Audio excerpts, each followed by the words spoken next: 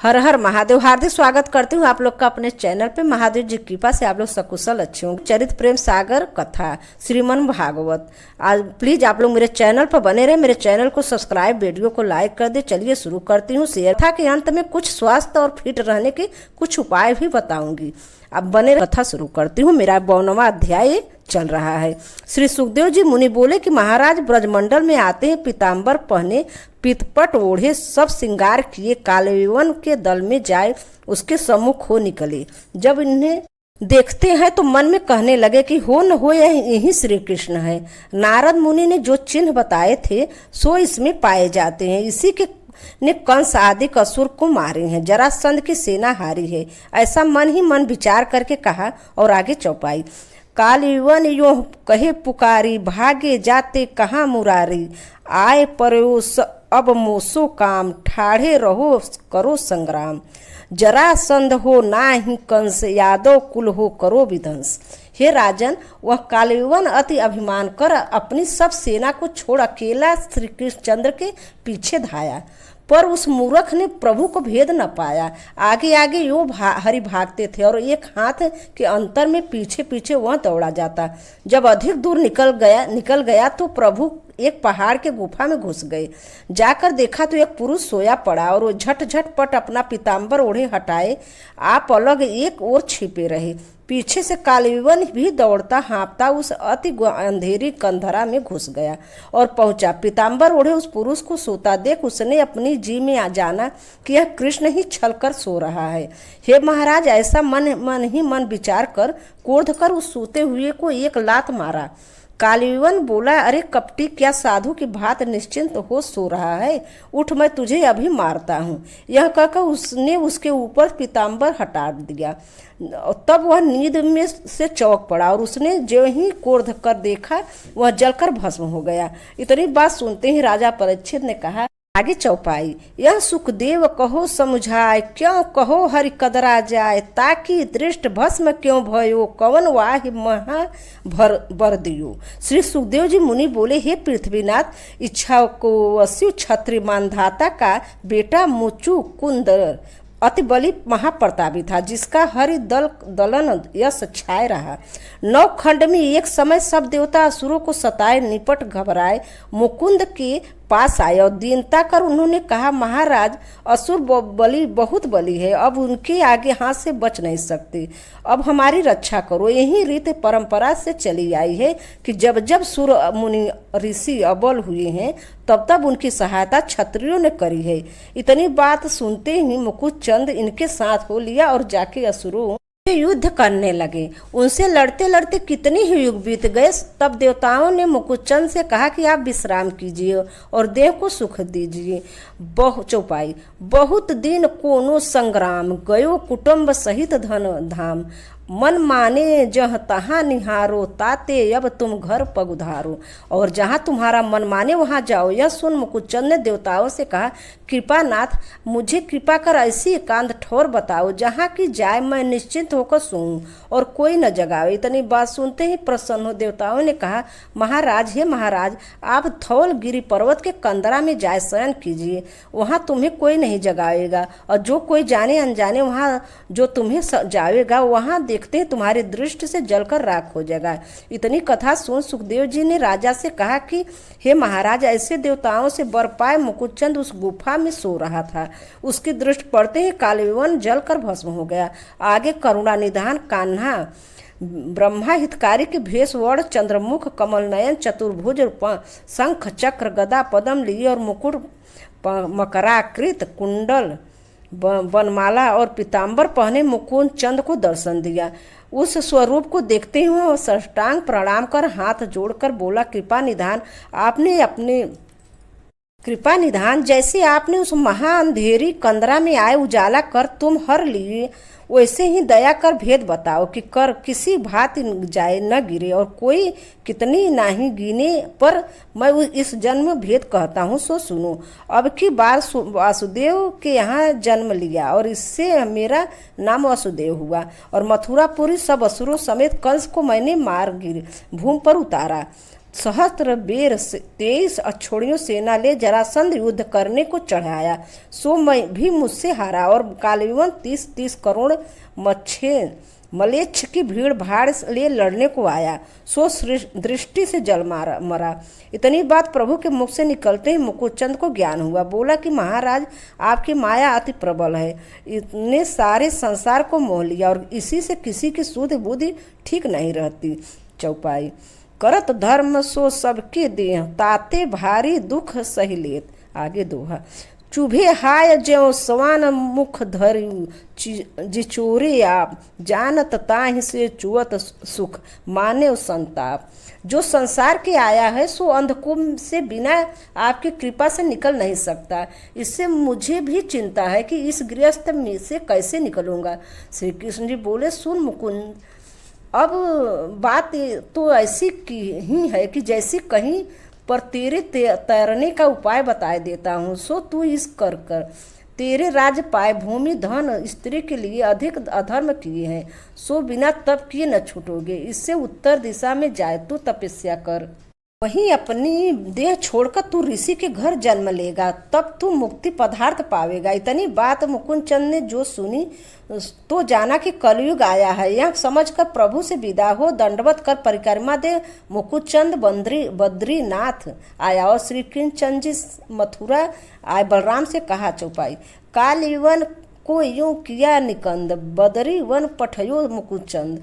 कालविवन की सेना घनी, जिन घेरा मथुरा अपनी। आयु तहाँ मछेन मारी, सकल भूमि को भार उतारी। ऐसा कह हलदर को साथ ले श्री कृष्णचंद मथुरापुरी से निकल वहाँ आए जहाँ कालविवन का दल पड़ा था और आते ही दोनों उससे युद्ध करने लगे। निदान लड़ते लड़ते जब मलेच्छों की सेना प्रभु ने सब मार दी, तब बलदेव जी ने कहा कि भाई, अब मथुरापुरी की यह सब संपत्ति ले द्वारका भेज दीजिए। बलदेव जी बोले कि बहुत अच्छा श्री कृष्णचंद जी, मथुरा का सब धन निकलवा कर भैंसों, छकड़ों और ऊँटों हाथियों पर लदवाए द्वारका भेज दिया। इस बीच जरासंध 23 अक्षौहिणी सेना ले मथुरापुरी चढ़ाया। तब श्री कृष्ण ने बलराम अति घबराए कि निकले और उनके सम्मुख हाथ दिखाई दिए। इसके मन का संताप मिटाने को भाग चली। तब मंत्री ने जरासंध से कहा, महाराज, आपके प्रताप से आगे ऐसा कौन बलि है जो ठहरे। देखो, दोनों भाई कृष्ण बलराम छोड़कर सब धन अपना प्राण लेके तुम्हारे त्रास के मारे नंगे पांव भागे चले जाते हैं। इतनी बात मंत्री से सुन जरासंध भी यूं पुकार कर कहता है, कहता हुआ सेना ले उनके पीछे दौड़ा। आगे चौपाई। काहे डर के भागे जात, ठाढ़े रहो करो कुछ बात। परत उठत कंपत क्यों भारी, आहि ठीक है मिर्च तुम्हारी। इतनी कथा का सुखदेव जी बोले, हे पृथ्वीनाथ, जब श्री कृष्ण और बलदेव भागे कि लोक रीति दिखाई, तब जरासंध मन में पिछला सब शोक गया और वह अति प्रसन्न हुआ। आगे श्री कृष्ण बलराम भागते भागते एक गौतम नामक पर्वत जो 11 योजन ऊंचा था उस पर चढ़ गए और उसकी चोटी पर जाए खड़े भये। आगे चौपाई। देखो जरासंध कहे पुकारी, शिखर चढ़े बलभद्र मुरारी।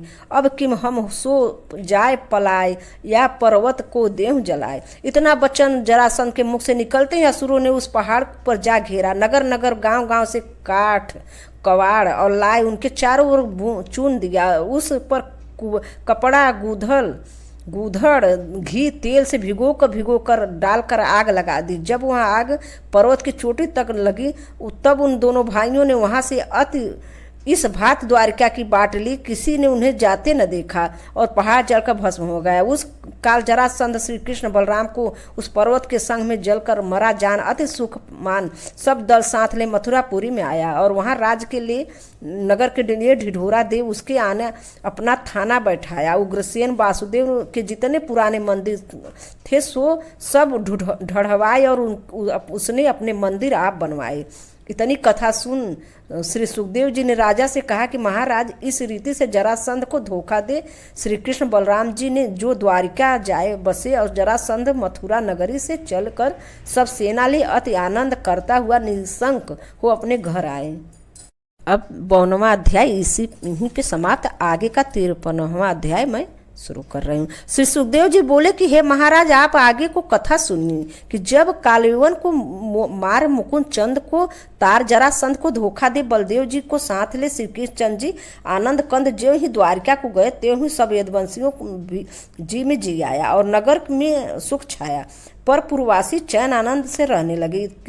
इससे कितने एक दिन पीछे कई एक यदुवंशियों ने जाकर कहा कि महाराज, अब कहीं बलराम जी का विवाह करना चाहिए क्योंकि वह समर्थ हुए हैं। इतनी बात सुनते ही उग्रसेन ने एक ब्राह्मण को बुलाए अति समझाए बुझाए के कहा, देवता तुम कहीं पर जाकर अच्छा कुल घर देख बलराम की सगाई कराओ। इतनी कह रोरी अक्षत नारियल ले विदा किया और वह चला चला अनंत देश में राजा रेवत के यहाँ गया और उनकी कन्या रेवती बलराम जी की सगाई का लग्न ठहराए उनके ब्राह्मणों से टीका लिवाए द्वारका में उग्रसेन के पास आए और उसने वहां का ब्यौरा कह सुनाया। सुनते ही राजा उग्रसेन ने अति प्रसन्न हुआ उस ब्राह्मण को बुलाया जो टीका ले आया था, मंगलचार करवाया, टीका लिया और बहुत सा धन दे उसे विदा किया। पीछे आए सब यदुवंशियों को साथ ले बड़ी धूमधाम से अनंतर देश में जाए बलराम जी का ब्याह कर लाए।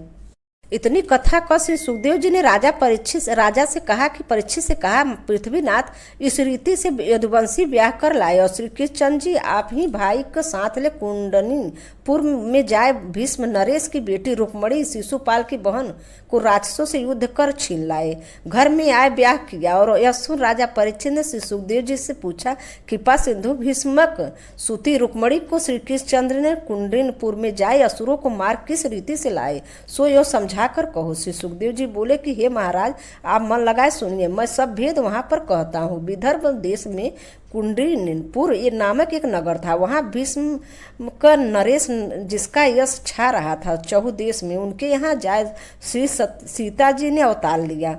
उनके यहाँ जाए श्री सीता जी ने अवतार लिया और कन्या के होते ही राजा भीष्म ने जोशियों को बुलाए भेजा। उन्होंने आए लग्न धार साध उस लड़की का नाम रुक्मणी धर कर कहा, महाराज हमारे विचार में ऐसा आता है कि यह कन्या अति सुशील स्वभाव और रूप निधान गुणों में लक्ष्मी के समान होगी और अति पुरुष आदि पुरुष से ब्याही जाएगी। इतना वचन जोशी के मुख से निकलते ही राजा भीष्मक ने अति सुख मान बड़ा आनंद किया और बहुत सा धन ब्राह्मणों को दिया। आगे यह लड़की चंद्रकला की भांति दिन दिन बढ़ने लगी और बाल लीला कर माता पिता को सुख देने लगी। इतनी कथा कर श्री सुखदेव जी ने कहा कि महाराज, जब वो सखियों के संग खेलती तब दिन ब दिन छवि उनकी दूनी होती थी। उस बीच एक दिन नारद जी ने कुंडनीपुर आए और रुक्मणी को देख श्री कृष्णचंद्र के पास द्वारिका में जाए। उन्होंने कहा, महाराज कुंडनीपुर में भीष्मक के रूप में जो कन्या रूप गुणशील की खान लक्ष्मी के समान जन्मी है सो तुम्हारे योग्य है। यह भेद सब नारद मुनि ने सुनकर सभी ने रात दिन अपना मन उस पर लगाया और हे महाराज इस रीति से श्री कृष्ण जी ने रुक्मणी का नाम गुण सुना और जैसे ही रुक्मणी ने प्रभु का नाम और यश सुना सो कहता हूँ, एक समय देश देश में कितने याचकों ने जाए कुंडनीपुर में श्री कृष्ण जी का यश गाया।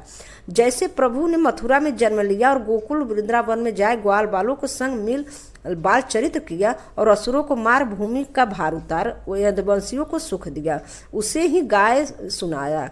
और हरि के चरित्र सुनते ही सब नगरवासी अति आश्चर्य कर आपस में कहने लगे कि जिनकी लीला हमने कान में सुनी उन्हें नयनों में से कब देखेंगे। इसी बीच याचक किसी तरह से राजा भीष्मक के सभा में जाए प्रभु के चरित्र और गुण गाने लगी। उस काल आगे चौपाई चढ़ी अटा रुक्मणी सुंदरी हर चरित्र धवन श्रवण परी अचरज कर भूल मन रहे फेर उचक कर देखन चहे सुन के कंवर यही मन लाए प्रेम लता उर उपजी आए भई मगन विहल सुंदरी बाकी सुध बुद्धि हर गुण हरि। यह कह श्री सुखदेव जी बोले, पृथ्वीनाथ इस बात श्री रुक्मणी जी ने प्रभु का यश और नाम सुना तो उसने उसी दिन रात 8 पहर 64 घड़ी और सोते जागते बढ़ते खड़े होते चलते फिरते खाते खेलते उन्हीं के ध्यान किए और रहे और गुण गाया करे। फिर नित भोर ही स्नान कर मिट्टी की गौर बनाए रोरी अक्षत पुष्प चढ़ाए धूप दीप दे न मनाए कर हाथ जोड़ सिर नवाए कर कहा।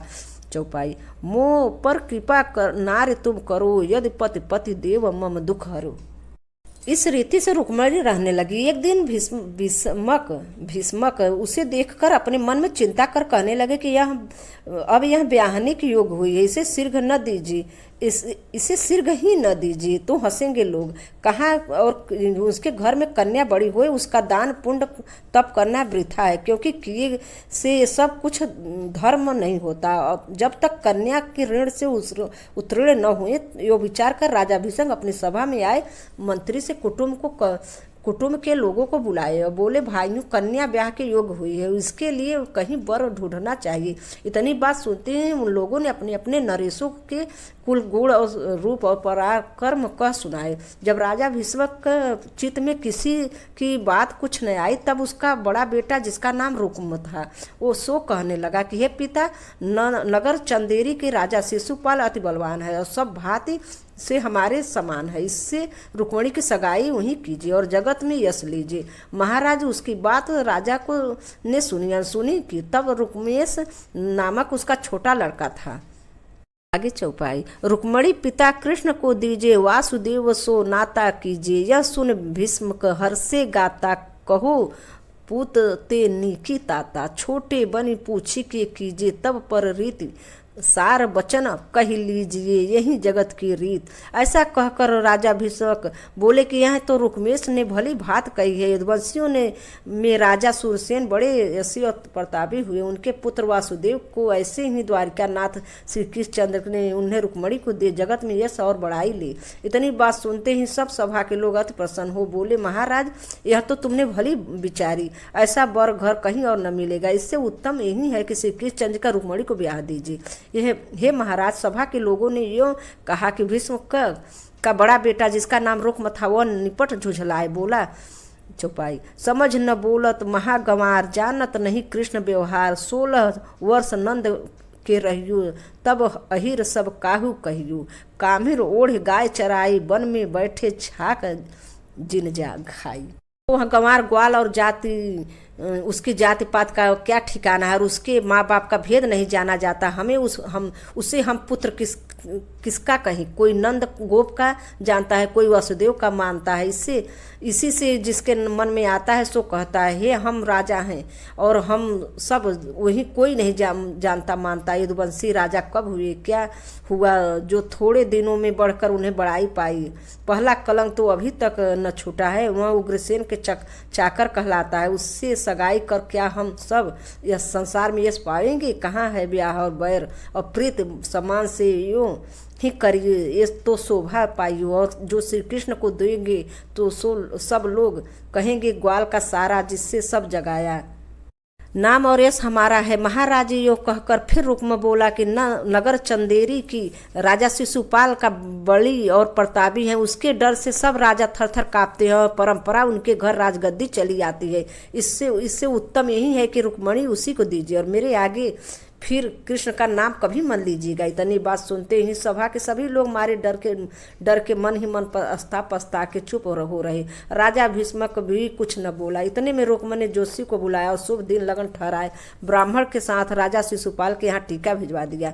वह ब्राह्मण टीका ले चलता चलता नगर चंदेरी में जाए राजा शिशुपाल के सभा में पहुंचा। देखते ही राजा ने प्रणाम कर वह ब्राह्मण से कहा कि वह कहो देवता, आपका आना कहाँ से हुआ है, यहाँ किस मनोरथ के लिए आए हो। तब तो उसे विप्र ने आशीष दी, अपने मन का ब्यौरा कहा। सुनते ही राजा शिशुपाल ने अपने पुरोहितों को बुलाया, टीका लिया और ब्राह्मणों को बहुत सा द्रव्य दे विदा किया।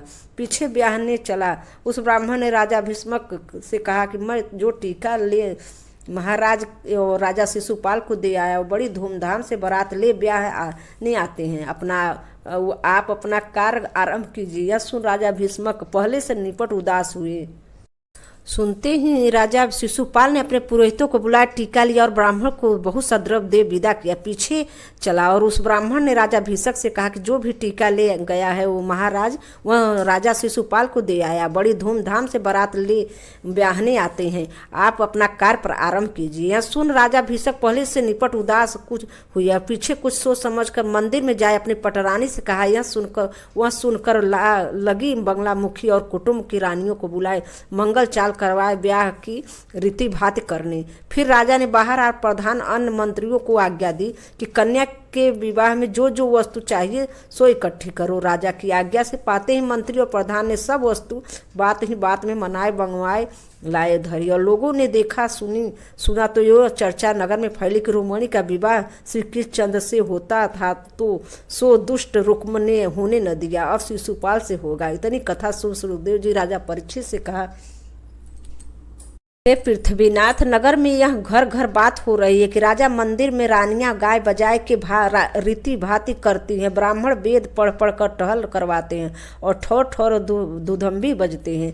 दरवाजे पर सब पल्लो केला खंभ गाड़ के सोने से कलश भर भर कर धरते थे और तोरण बंदरवार बांधते थे। और नगरवासी अपने हाथ में हाट बाट चौहट झाड़ बुहार पाटते थे। इस भांति घर बाहर धूम मच रही थी। और उसी समय 2-4 सखियां ने जाकर रुक्मिणी से कहा, आगे चौपाई, देह रुक्म शिशु पाल कई, अब तू रुक्मिणी रानी भई, बोलो सोच नाय कर शीस, मन बस में मेरे प्राण जगदीश। इतनी बात कह रुक्मिणी ने अति चिंता कर ब्राह्मण को बुलाए, हाथ जोड़कर उसकी बहुत सी विनती की और बड़ाई कर अपना मनोरथ उसे सब सुनाकर कहा कि महाराज, मेरा संदेश द्वारका में ले जाओ और द्वारका नाथ को सुनाए, उन्हें साथ ले आओ। मैं बड़ी गुण मानूंगी और यह जानूंगी कि तुमने ही दया कर मुझे श्री कृष्ण को वर दिया। इतनी बात सुनते ही ब्राह्मण बोला कि अच्छा, तुम संदेश को हो, मैं लेकर जाऊंगा, श्री कृष्णचंद्र को सुनाऊंगा। हे कृपानाथ, हे जो कृपा कर मेरे संग आएंगे ले जाएंगे आऊँगा। इतनी वचन जो ब्राह्मण के मुख से निकला, त्यों ही रुक्मिणी ने एक पाती में रंगराती दे कहा, मेरी ओर से कहिएगा कि उस दासी ने कर जोर अति विनती कर कहा कि आप अंतर्यामी है, घट घट के जानते हैं, जिससे रहे लाज सोई कीजिए काज, और दासी के वेग को दर्शन दीजिए। यो महाराज, ऐसा कहकर रुक्मिणी ने उस ब्राह्मण को विदा किया और हरि नाम लेता हुआ द्वारिका को चला। और हर इच्छा से बात बात कहते कहते जा पहुंचा। वे समुद्र के बीच पर्वत उपवन में सरोवर तथा सोने चांदी के मंदिर से शोभायान मान नगरों को देख ब्राह्मण चकित हो रहा है। इतनी कथा का सुखदेव जी बोले कि राजा, ऐसी जो सुंदर सुहावनी द्वारकापुरी थी, उसे देखते देखता वह ब्राह्मण राजा उग्रसेन के सभा में जा खड़ा हुआ। आशीष देकर उसने वहाँ उनसे पूछा, श्री कृष्णचंद्र जी कहाँ विराजते हैं? तब किसी ने हरि मंदिर बता दिया। यह जो द्वार पर जाए खड़ा हुआ तो द्वारपाल ने उसे दंडवत कर पूछा, दोहा कहिए, आप कहाँ से आए, कौन देश की पाती लाए? यह बोल ब्राह्मण हूँ, कुंडिनपुर के रहने वाला और राजा भीष्मक की कन्या रुक्मिणी जी का चिट्ठी श्री कृष्ण को देने आया हूँ। इतनी बात सुनते ही पौरिया ने कहा कि महाराज, मंदिर में पधारिए, श्री कृष्ण आप सो ही सिंहासन पर विराजते हैं।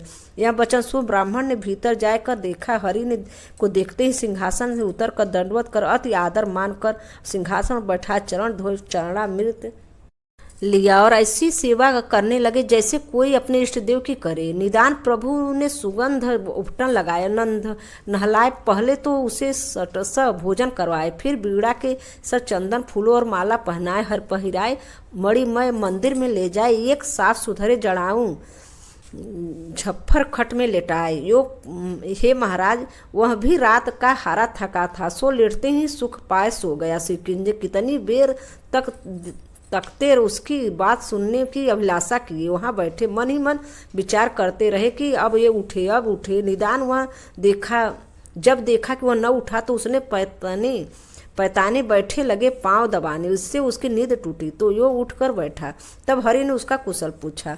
आगे चौपाई, नीके राज देश तुम तनी, हमसे भेद कहो अपनी, कवन काज यहाँ आयन भयो, दरस दिखाए हमें सुख दियो।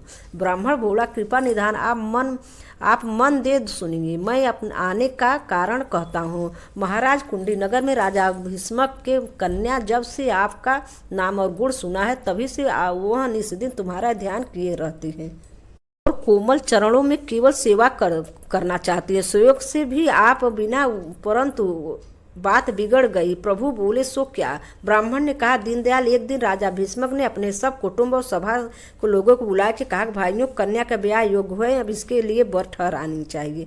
इतनी वचन के राजा के मुंह से निकलते उन्होंने अपने राजाओं को कुल गुण नाम पराक्रम और सुनाया। तब उनमें से एक ने कहा, एक भी न आया। तब रुक्मेश ने उनका नाम अब सुनाया तो प्रसन्न हो राजा ने उनका कहना मान लिया।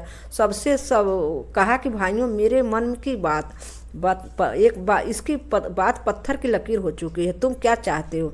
ये बोले, महाराज, ऐसे वर में घर में त्रिलोक ढूंढिए जो भी न पाइए, इससे वह उचित यही है कि विलम्ब न कीजिए, श्री कृष्णचंद्र से रुक्मिणी का विवाह कर दीजिए। यह महाराज, हे महाराज, यही बात ठहर चुकी थी। इससे रुक्मिणी भाजी मार रुक्मिणी की सगाई शिशुपाल से तय कर अब वह असुर दल साथ ले ब्याह को चला आता है। इतनी कथा सुनाए श्री सुखदेव जी बोले, महाराज, हे पृथ्वीनाथ, इस प्रकार ब्राह्मण ने समाचार कर रुक्मिणी की चिट्ठी हरि के हाथ में दे दी। प्रभु ने अति हित से पाती ले छाती लगाए ली और पढ़कर प्रसन्न हो ब्राह्मण से कहा, देवता, तुम किसी बात की चिंता मत करो, मैं तुम्हारे साथ चल असुरों को मार रुक्मिणी का मनोरथ पूरा करूंगा।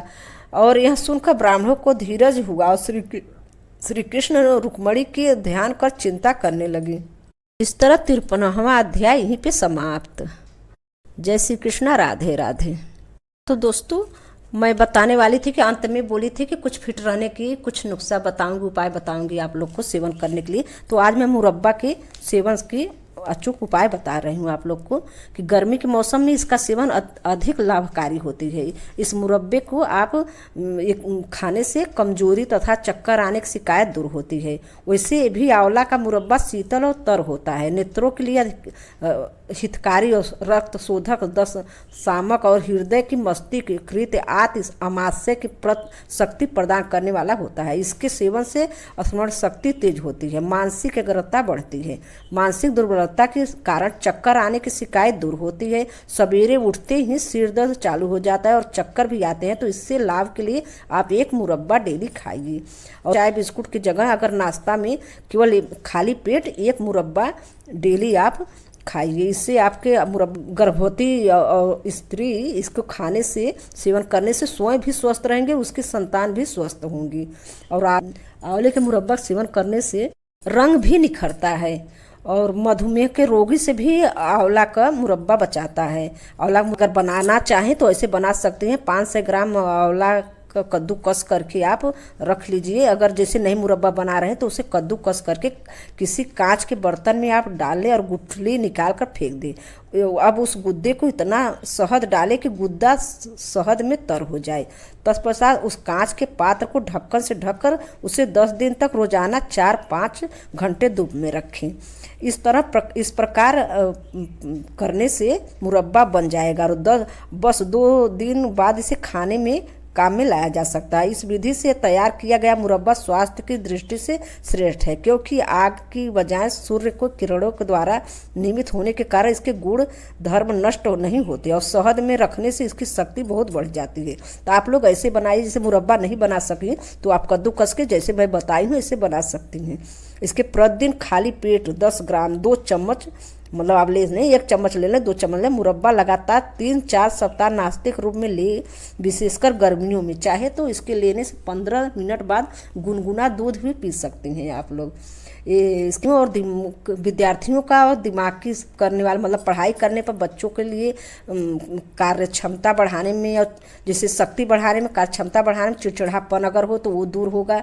अमृत तुल्य लाभ मिलता है खाने से। इसमें विटामिन, तो आपको बता दूं 100 ग्राम आंवले में गुद्दे में 720 मिलीग्राम विटामिन सी मिलता है और 15 आयु विटामिन ए मिलता है और 1.2 ग्राम लोहा पाया जाता है। आंवले ही के ऐसा फल है जिसे पकाने और सुखाने पर भी इनके विटामिन नष्ट नहीं होते। यदि उपरोक्त विधि से मुरब्बा बनाना संभव न हो तो केवल हरे आंवले के बारीक टुकड़े करके या कद्दूकस करके शहद के साथ सेवन करना भी लाभप्रद है। इससे पुराने कब्ज और पेट के रोगों से भी अभूतपूर्व लाभ मिलता है। वो लाभप्रद है, आप लोग इसे करिए। अब रखती हूँ। हर हर महादेव। धन्यवाद।